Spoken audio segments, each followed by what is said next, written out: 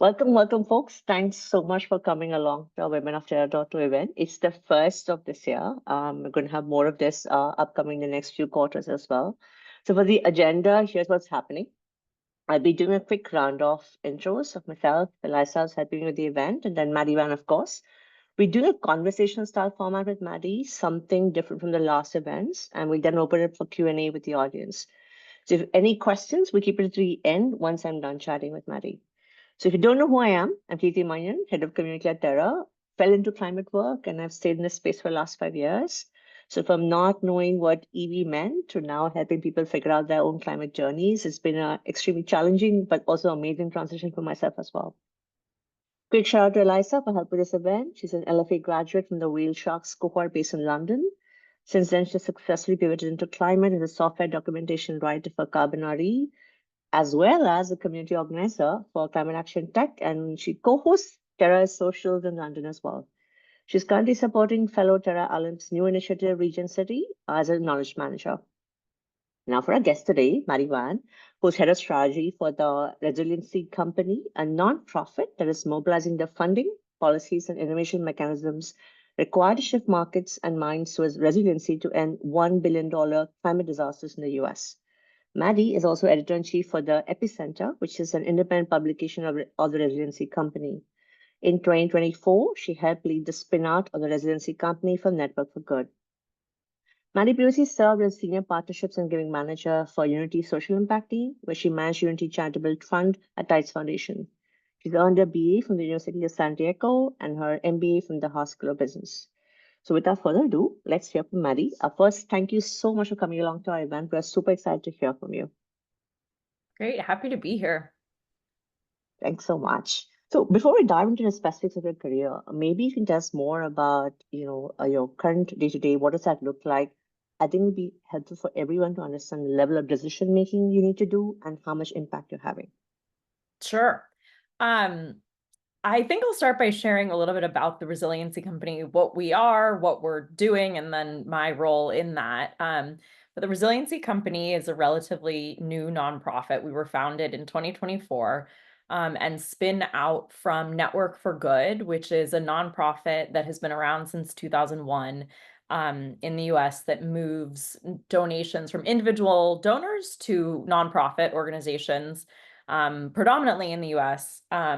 And has moved $5 billion to date since 2021, moves about $5 million in donations a year, and has seen huge spikes in giving on their platform during times of climate-driven disasters.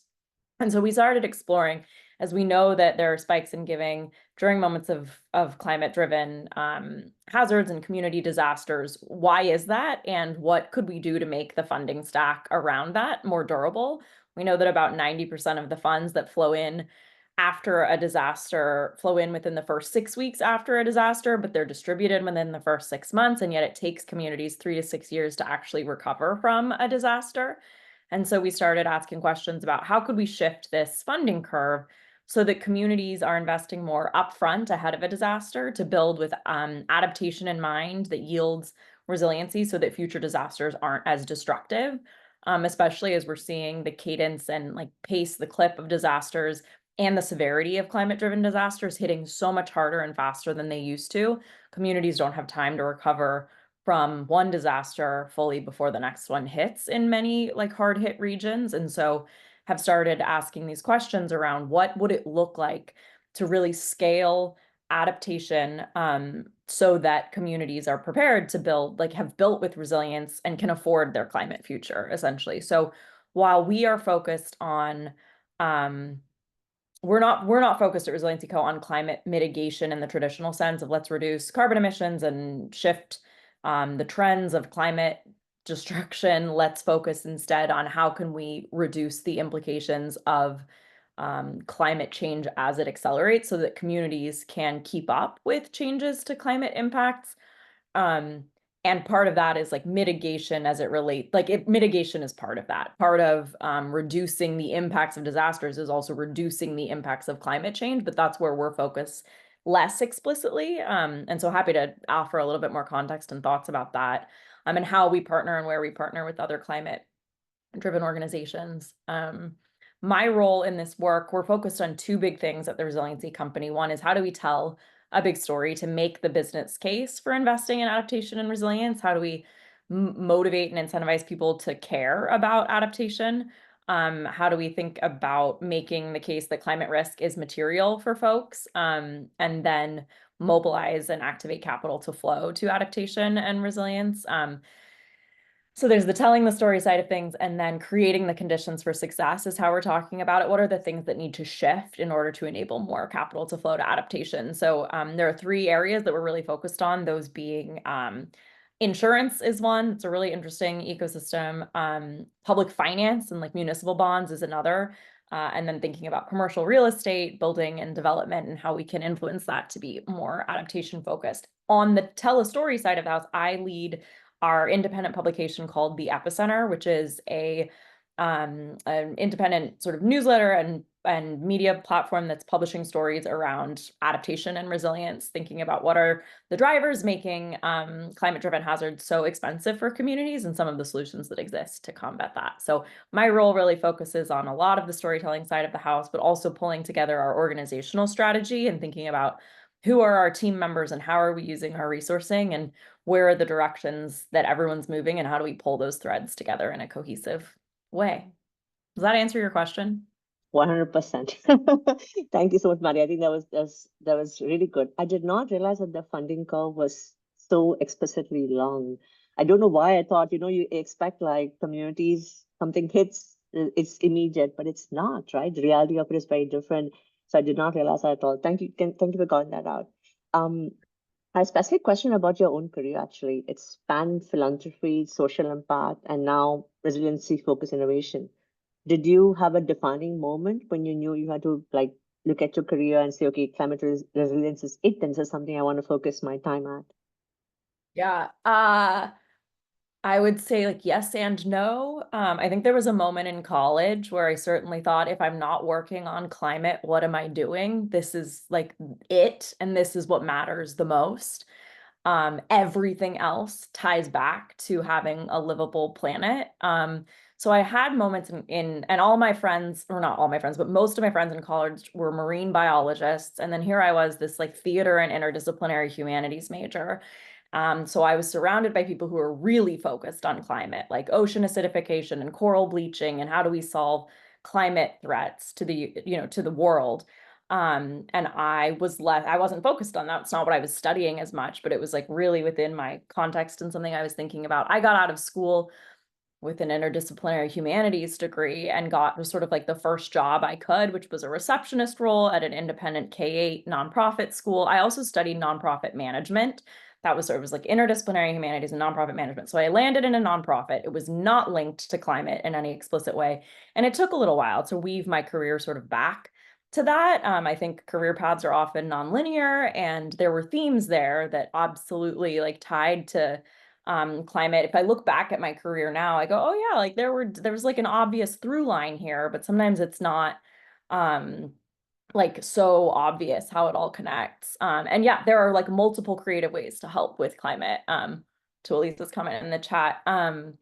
So like yes and no. I think there were moments when I thought if I'm not doing this, like there are so many like social issues though that matter and are important. And if your life and livelihood is threatened, it's hard to think about like global climate challenges. So I think the interconnectedness of climate on so many other social issues is one of the themes that's like come up a lot for me too. I don't think climate is isolated. I don't think economic development is unrelated. I don't think like human health and wellness is unrelated. There's so many, if we think about things in more of a systems approach, a lot of different global challenges are pretty well closely linked. So yeah, I think that's my answer. Thanks, Maddie. I think this thing you mentioned about things being non-linear is so true. It's something I always tell fellows is that it need not be linear, and sometimes you kind of wind your own path to like figure out where you want to end up as well. And so it's fantastic to hear that you've kind of done that as well for yourself. So I think you mentioned this as well. You helped lead the Resiliency Company spin out right from Network for Good, and I'm sure that was a very complex process. So what was your biggest challenge in that transition? And did you have any leadership lessons to share with us as well from that? Yes.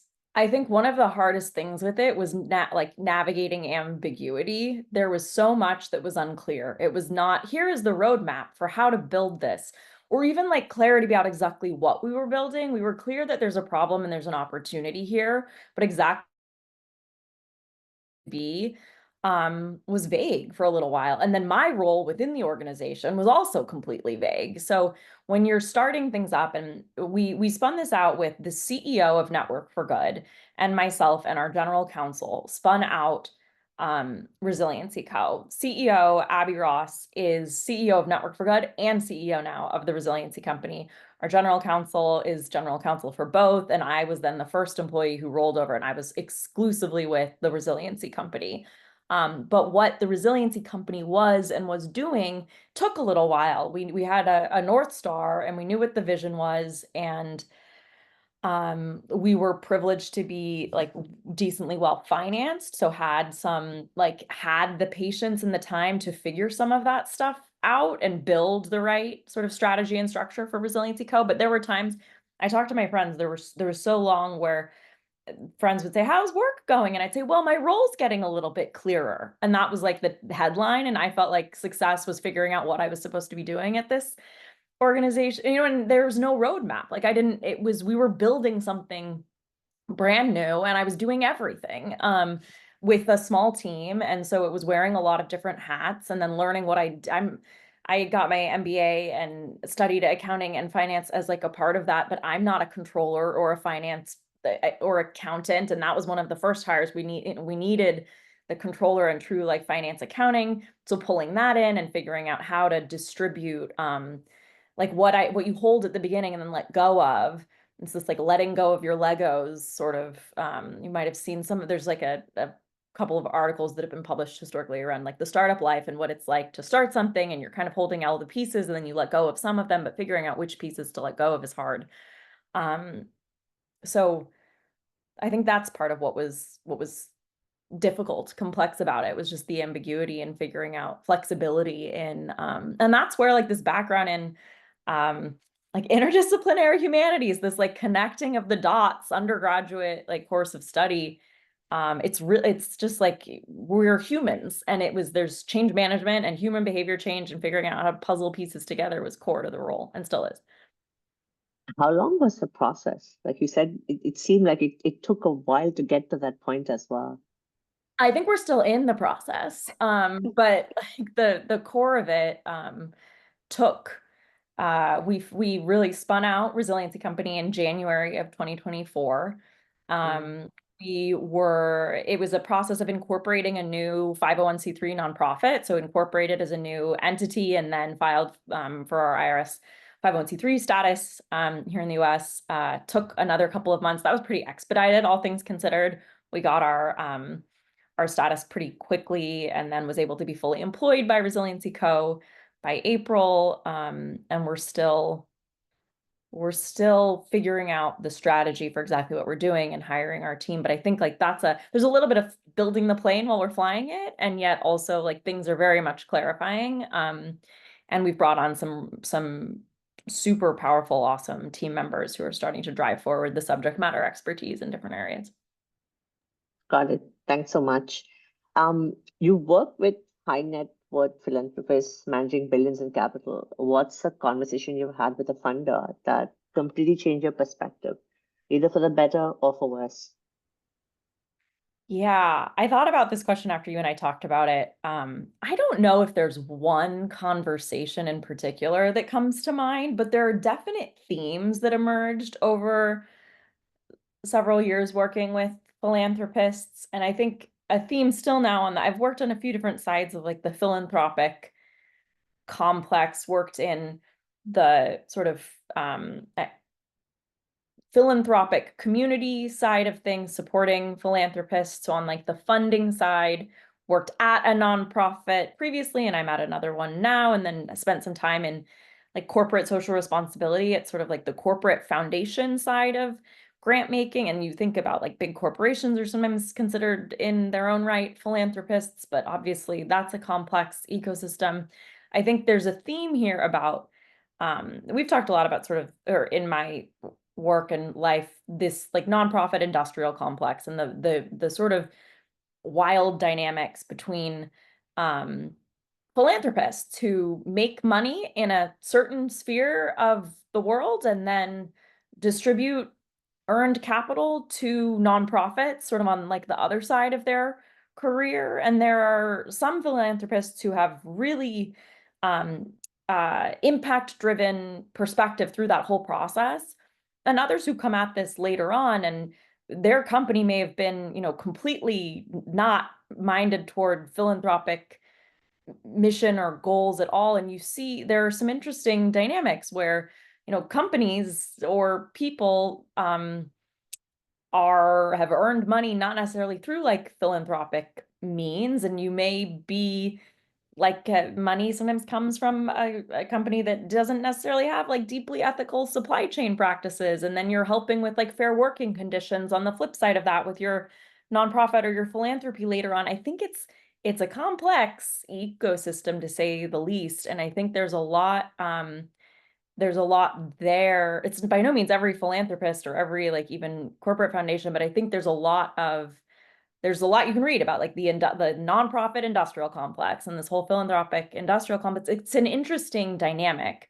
And I've become really interested in some of the models that are emerging as like unique and alternative business models, as a sort of different approach to some of this like impact driven financing. I think like worker cooperatives and community land trusts are really interesting. There's a lot around public benefit corporations starting to emerge where companies are beholden not just to shareholders, but also to the communities in which they do business. And I think that's like a theme that sort of came up on like through some of my conversations with philanthropists and folks. And a lot of the people I worked with when I worked with philanthropists were applying really sound business practices to their work. And when they were like working and also in philanthropy, they were integrating some of that in, but that's not always the case. And so that's a theme. I think just like looking at some of the other models that exist that aren't just make money, give it back to philanthropy, and instead, like as you're moving through work, how do you think about having a positive impact too? Got it.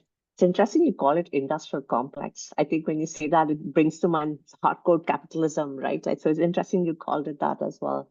You talked a little bit about the community, like impact in community. Do you have any examples you might want to share? Or you said you're kind of looking at alternative models. Is there anything you'd like to share with that, please?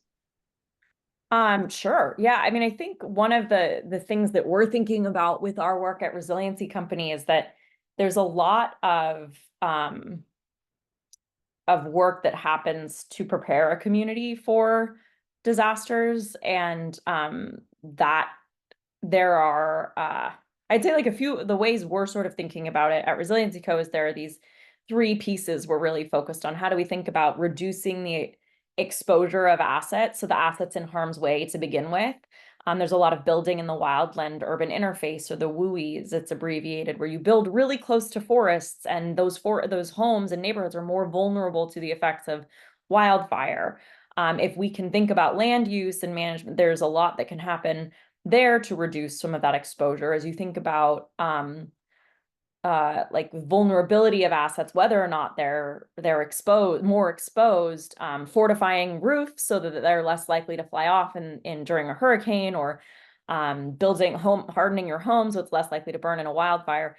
Those are two of the core like pieces we think about. But the third is like there's this significant premium after a disaster to rebuild. It's much, much more expensive to rebuild after your home has been destroyed than it is to build, like reinforce and adapt and build with resilience ahead of your home being destroyed.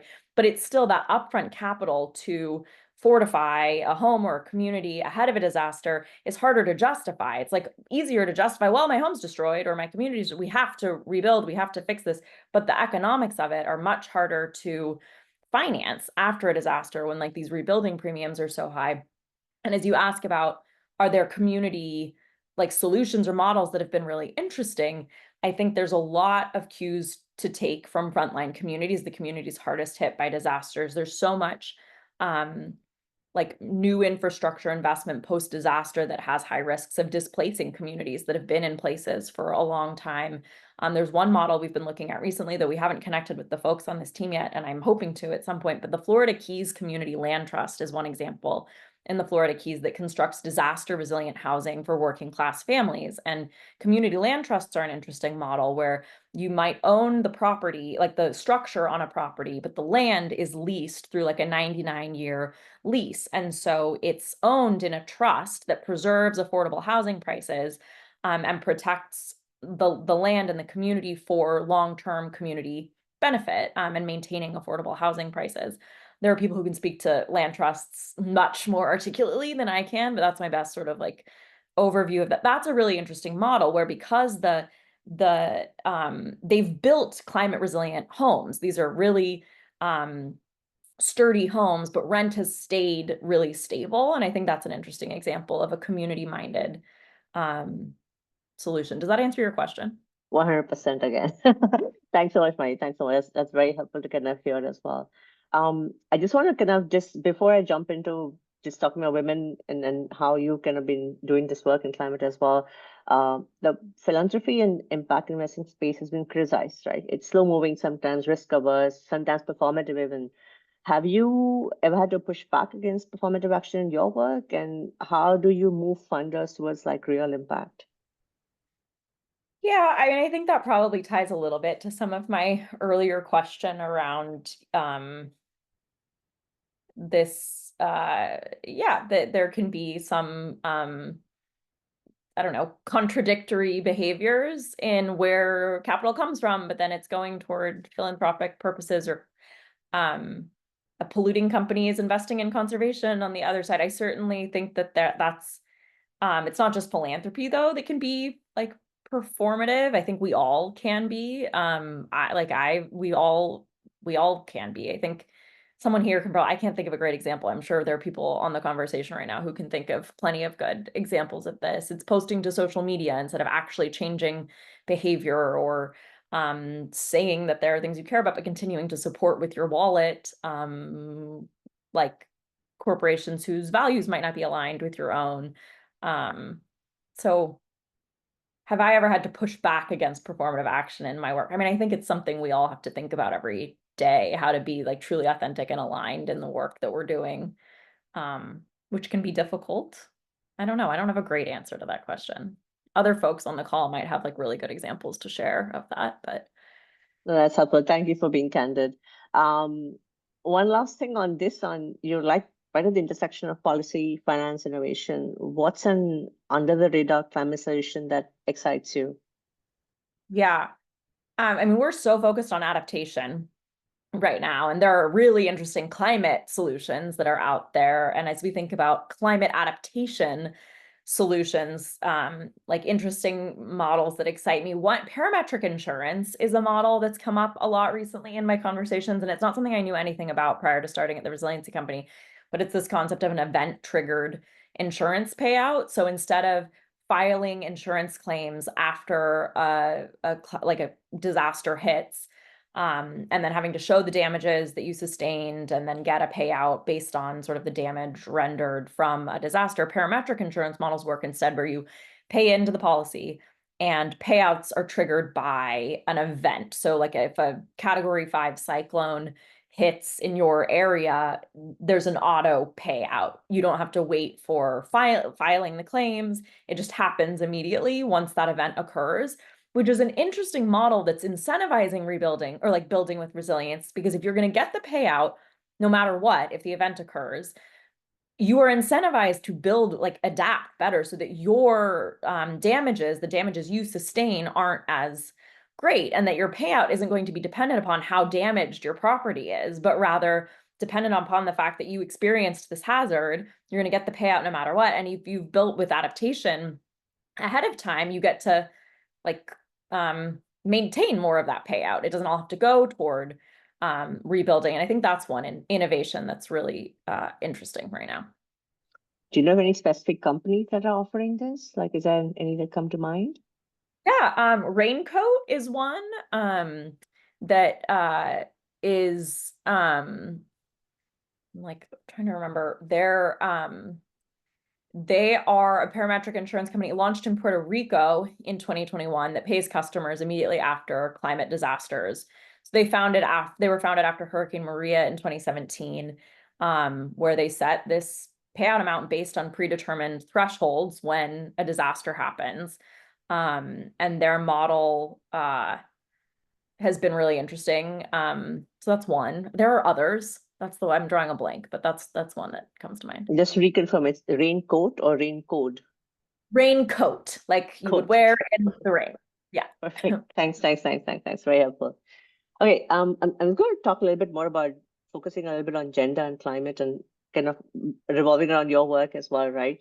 Have you ever faced challenges or biases as a woman in philanthropy, social impact, or climate finance? And what advice would you give other women navigating these spaces as well? I think as a woman in the working world, I certainly have. I don't know if it's like specific to having working in or adjacent to climate. I can think of an experience I had where I asked for a raise at an organization I was working for and was told that I could only have the only way to get additional pay would be if I had a master's degree. And since my education was what it was, I was stuck at the sort of bracket I was, only to find out shortly after that a senior level administrative position had been offered to a friend of mine who was a man and had an associate's degree as his highest level of education. And he was very talented and dynamic, and I was excited for him, but the double standard was really obvious. And it was an example of, if you're going to apply a rule like this, you need to apply it equitably, and don't use that as the rule. Yeah, angry face, totally. So I think that that's one really obvious example. I left that organization because it was pretty clear that I was not going to be able to make a difference in that space. And pretty soon after that experience, that was a hard thing too, because the friend who'd been offered this position was really transparent with me and said, you should know this happened because I know you've been having this so to his credit, he didn't accept the position, and he also called out that that was a nice moment of allyship from a friend in the workplace. But still, that's one example. I'm sure there are a million examples other people have.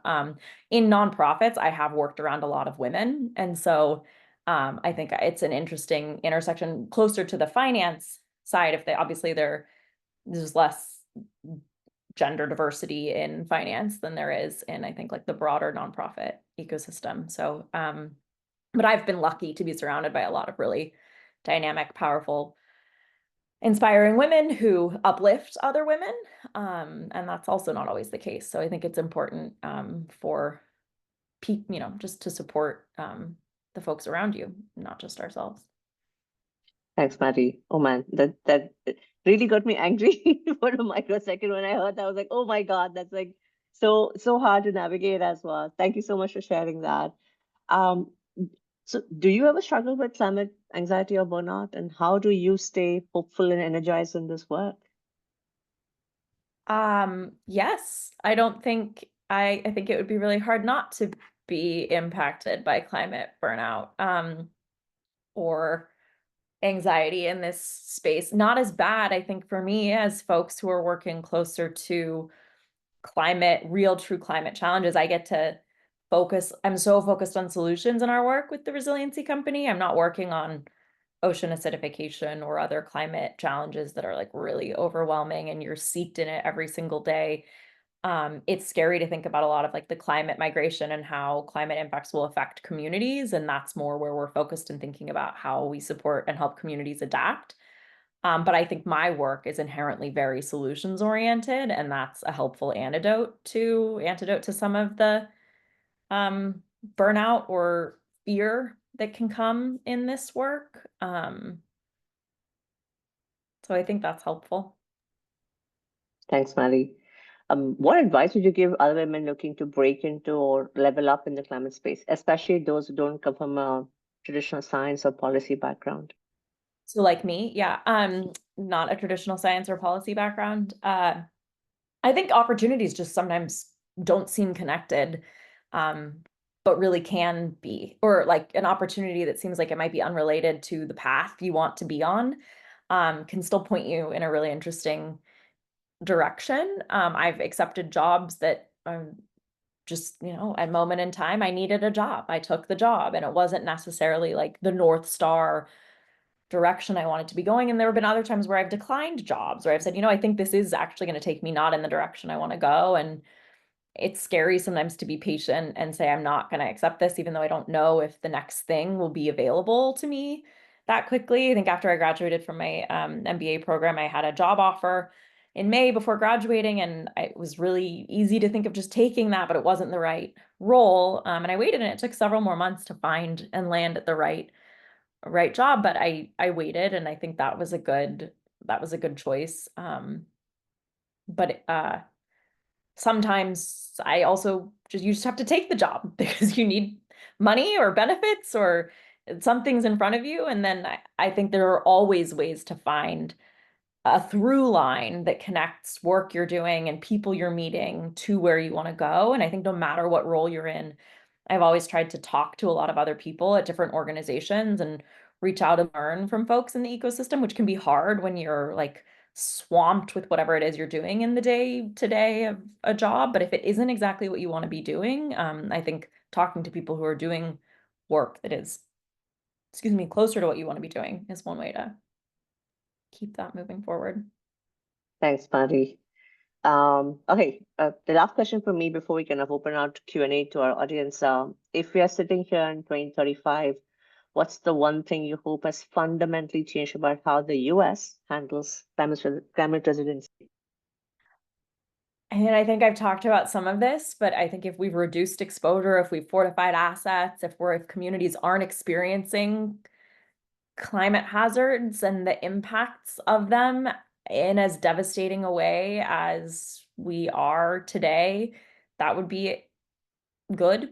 I think also if we can see, I mentioned, I have concern about a lot of the displacement that can happen after a climate-driven disaster. I don't know what this is going to look like in our work, but I think there are a lot of cues to take from frontline community leaders, and I would like to see more of those solutions being uplifted, which is something we're still struggling with how to do authentically and well in our work. But that's something that I would be excited to see shift, and just shift overall, like a culture of valuing risk reduction. We've stopped it's not as much a societal value as it was in the 1950s or so. Like there's been this move fast and break things culture in a lot of how we've evolved as a society. But I think there's a need to shift back to some of this focus on risk avoidance, especially as we think about how destructive climate events are becoming for communities. Thanks so much, Maddie. Eliza, do you want to just look after the Q&A from now on? Thank you. Sure. I don't think we've actually received any questions from the audience just yet, so please feel free to add any to the Q&A, or if you're comfortable doing so, please raise your hand or unmute yourselves to ask a question directly.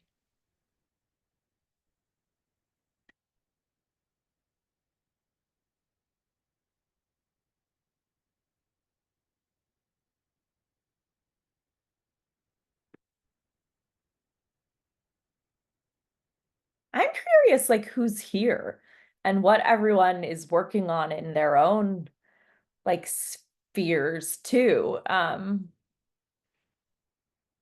we probably don't have time for that. We do. I mean, I know I can see most of them are fellows or alumni of Terra's Learning for Action program, but if people want to maybe do a quick intro, that would be helpful as well. I don't know if anyone wants to. Yeah, Jessica says try and let all the info sink in. But yeah, feel free to come off mute if you think it'll help and ask questions. I think this is a good, Maddie's been fantastic with kind of sharing all her learnings with us. And it's always helpful to just ask. We do have one anonymous question to kick off while people think about their questions. So you've been asked, do you interact with municipal governments much in your adaptation work? Great question. We're starting to more. We hired a man named Matt Posner recently, who's leading our public finance practice and focused a lot on municipal bonds specifically. We've authored some pieces to the Epicenter, the independent publication I mentioned, which I can put the link for in the chat. Encourage you all to subscribe if adaptation and resilience are a topic of interest to you. And he is really starting to drive our work forward and thinking about like, what are the opportunities for municipal finance and municipal bonds? How do we make resilience more a driver of bonds? Because it hasn't been so much to date, and it can be difficult from like an election cycle too, to think about how to prioritize resiliency when sometimes the outcomes or the benefits are a little bit further down the line and you don't see the results as immediately. We're having some conversations around how to work with different public utilities to finance some of this work. I've had interesting conversations with Blue Forest recently, which is a really interesting organization. If any of you aren't familiar with them, they have a forest resilience bond is one of the things they work on, and a lot of their work is directly engaging municipalities and utilities. Great, Good thank question. you. Yep, Sri, do you want to go ahead? Yeah, I'm Shri. I'm from Seattle, Washington. I'm a fractional product manager, has 15 years of B2B SaaS experience. I just want to say hi. I'm completely new to all this sustainability, climate tech. I'm a recent current Pangolin cohort fellow. I'm so inspired with all your stories, and I'm just getting started here. So good to see all the women in the space. I'm gonna reach each one of to you and see what I can make a change and be part of this journey. So I just want to say hi. Sorry I can't come off video right now, but thank you so much for creating this space and sharing your stories. Looking forward to connect with you all.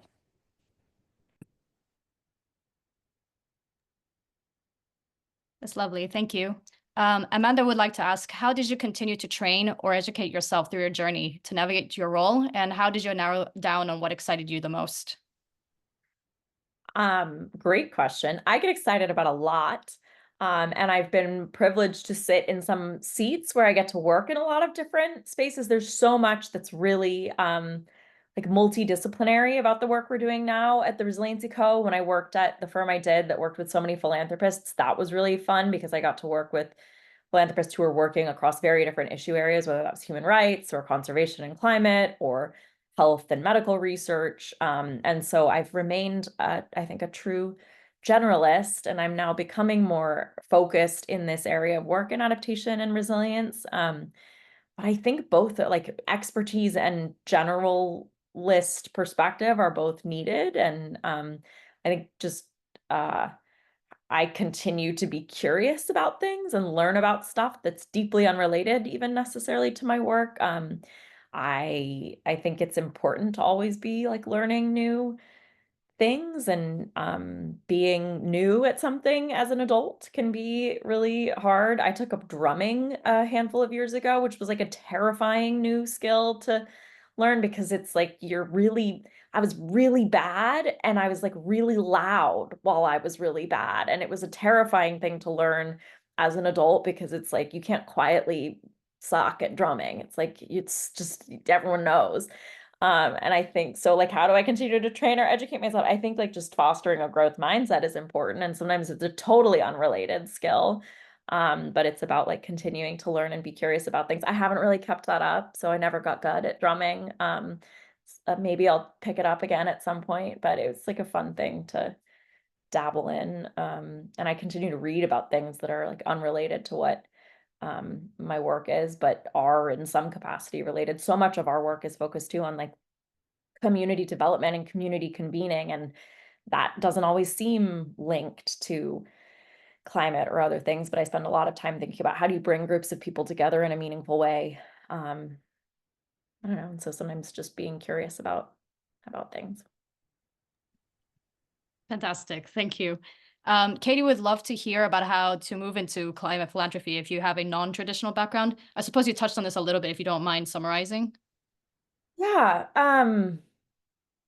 I think like philanthropy is really multifaceted, and there are so many ways to get into the philanthropy space. There are big institutional foundations, there are corporate social responsibility teams, there are small family foundations.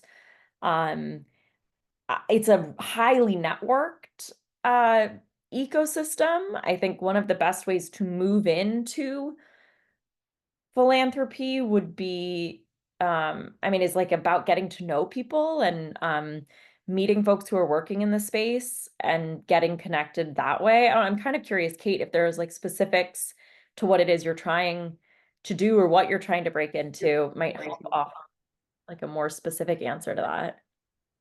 Sure. So, similar to you, I have a humanities background, except that I went like the whole way, and I actually have an English PhD.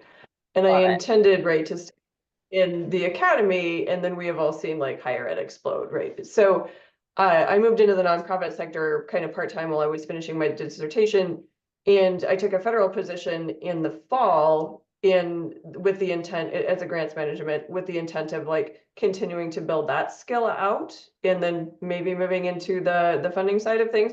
But I was fired in February as a probationary employee with the first Doge cuts. So now I'm looking at that and I'm going, well, my timeline has been accelerated a little bit. I feel like I need to figure this out a little bit sooner. I don't have, this time that I was intending to build those skills. And so I was just curious about like what that looks like, because I'm feeling just off balance, right? And like I am not sure what the right direction is to go, but I do feel like my particular skill set would be useful there because I have a generalist background, in addition to having worked really closely with marginalized populations in a lot of situations. And so I know firsthand from my consulting and being a grant writer how much marginalized folks struggle to access philanthropy. Like they don't have the background and the skills and the knowledge to navigate the application process, right? To understand what the application is asking them for, to set up monitoring and evaluation, like all of those things. And while I can help in some capacity where I'm at, right? Like I can help individual organizations and I can make a difference there. I don't think that is like the best way for me to help, if that makes sense. Like I understand that if I was on the other side of that and I could work with more organizations, I could help get more applications through and in front of the people in ways that they will understand how those applicants meet their goals and help them forward their own goals. Mm-hmm. Yeah, an obvious like skill set you bring to that space. I'd be happy to chat with you further about like what it is specifically you're trying to do. So please reach out. I'd be happy to find some time to just like unpack that a little bit more, but you're not alone. I think it's a really unique moment we're living in the US in this like federal landscape. And there are lots of other words I could use. But so much of what I've seen of philanthropy and roles, in spite of all the like, let's equitably make job postings available and have people apply and find people from wherever, so much of it is relational and networked. And I see a lot of people start working in organizations in small sort of contract capacities and then end up getting converted to like full-time somewhere. Or so I do think where there are pathways to either like volunteering to get to know an organization or contracting on a super part-time basis, even if that's not like what you're trying to do, that can often open doors and convert into a bigger role somewhere. So that's one pathway that's worked, like just finding the consulting work sometimes leads to more sustained work. But yeah, we could like unpack that a whole lot more. I don't have it's like hard to give a one size fits all answer to that, but I would say like so much about meeting people, getting to know people. I still see a lot of roles go to people who somebody has established some kind of a relationship with, partially because like, especially in nonprofits or foundations, but especially nonprofits, bandwidth of leadership and administration is often stretched, and hiring is just like a time-consuming process. And when you have someone who's already vetted in some capacity, it's easier to move forward sometimes with those relationships or those candidates because you don't have to do as much work to vet and bring somebody in. So I think building relationships ahead of opportunities becoming available is one of the most accelerated ways to get embedded in new roles. I hope that's helpful. It is very much so. Thank you. You're welcome. Thank you so much.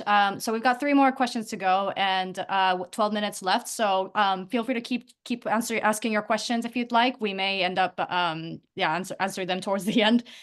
So Jessica would like to ask, having experienced the recent LA fires, are you doing any work with the impact and rebuilding efforts there specifically? Yes, we are. That is something we are unfolding in the next near term, but we've been talking a lot with folks in LA. And nationally, folks who have ideas about how LA could rebuild with resilience. But I mean, the effort there is going to be led locally. And so thinking about who can we embed with and support who's already on the ground in Los Angeles is something we are thinking about a likely convening in Los Angeles in possibly the summer months to bring together a lot of the folks who've started coming to us saying, what's happening in LA and how could I get involved and what are the opportunities for deploying financing to this, thinking about some unique funding opportunities there. How could we support just getting some of the upfront capital deployed to help homeowners and folks in the LA ecosystem rebuild with this resiliency lens?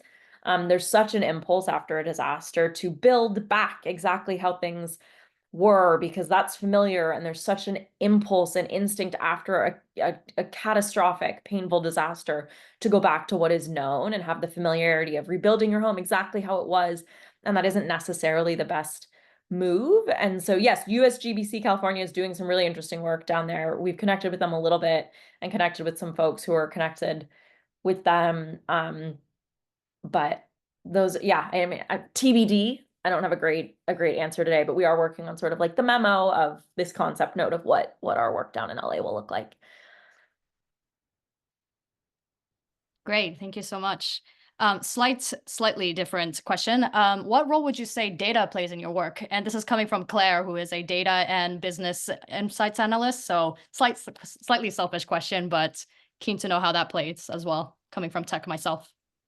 How do I think data plays into the work? We did an interesting project at Network for Good before I left and transitioned over to the Resiliency Company, looking specifically at how data could be more interoperable between different organizations' data sets, like how we could get big, massive data sets to communicate better with each other. The for-profit ecosystem has so much consumer data knowledge and knows where capital flows and to whom, and there's a massive amount of data, and the nonprofit ecosystem has had a much more fragmented data environment. And we did this project with Candid, Giving Tuesday, and Network for Good to look at the data sets of those 3 organizations. Network for Good has a massive 20-year data set of where donations have flowed from individual donors to nonprofits.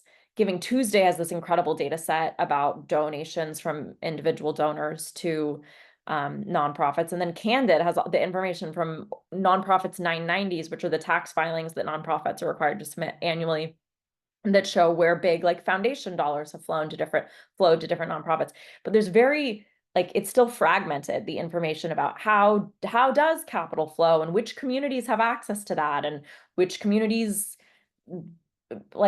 contribute the most to these flows. So that was a really interesting project. And I think one of the biggest challenges around this is it's hard to get data to talk to other data when it isn't formatted and structured uniformly. And so Giving Tuesday has done a lot of really interesting work with their data commons that's looking to improve some of that.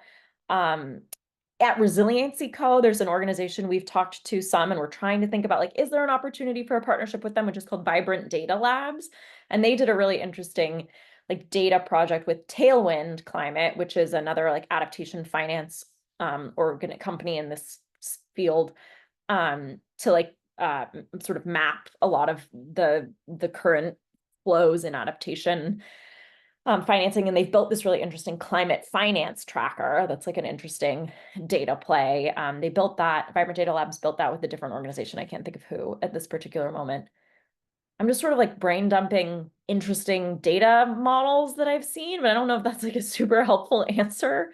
No, that's really great. And in fact, I am gonna look up, what was it called again? The data lab? Yeah, I can throw some. There are like so many resources I've mentioned. Okay, there's the climate finance tracker. Let me throw that into the chat, Thank right? you.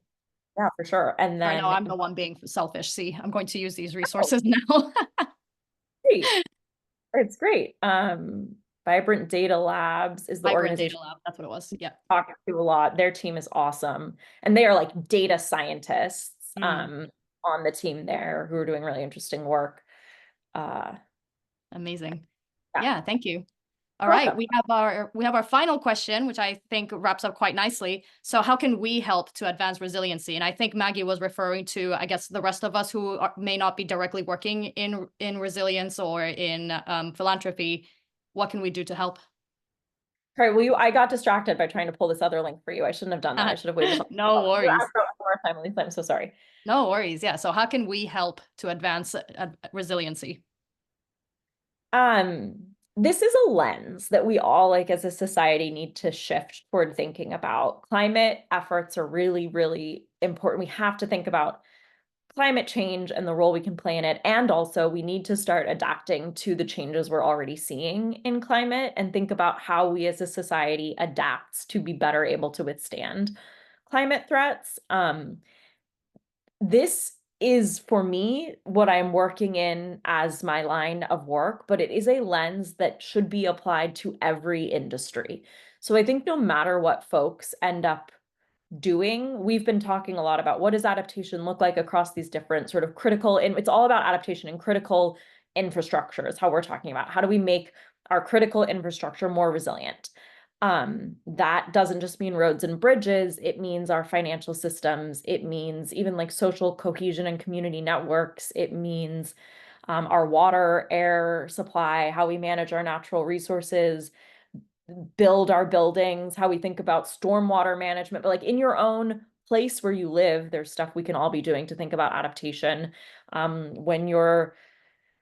If a community is all concrete, there's no green spaces to adapt or to absorb water as it runs off of buildings, which is how we get stormwater runoff instead of like being able to collect and replenish our groundwater reserves when water is allowed to permeate back into the ground. So there's adaptation and resilience, I think, is something that everybody can be thinking about in your own lives, in your work, whatever it is your work is that you're doing today. I think it's a lens that everybody can bring to this, I don't know, how we move through the world. I hope that's a helpful answer. Yes, definitely. Thank you so much. And thank you for answering all of our questions. Because I hand it back to Kirti now. Thank you. Thanks so much, Vaisad. Thanks so much to everybody who participated. Maddie, thank you so very much. I think we've had a brilliant session. I'm going to make sure I share the recording out as well. And I'll send the chat out as well as resources. I think you shared such an amazing list of resources for us. So thank you so very much. I really appreciate you giving us your time. Thank you so much again. Yeah, thank you for having me. It's great to just meet other people who are working in this space. And I deeply admire the folks who are working closer to climate more directly, and always curious to hear about what people are doing. So thank you for the opportunity. No worries. Thank you so much. Thanks, folks. Thanks so much. Thanks for coming along. Thank you. Bye-bye.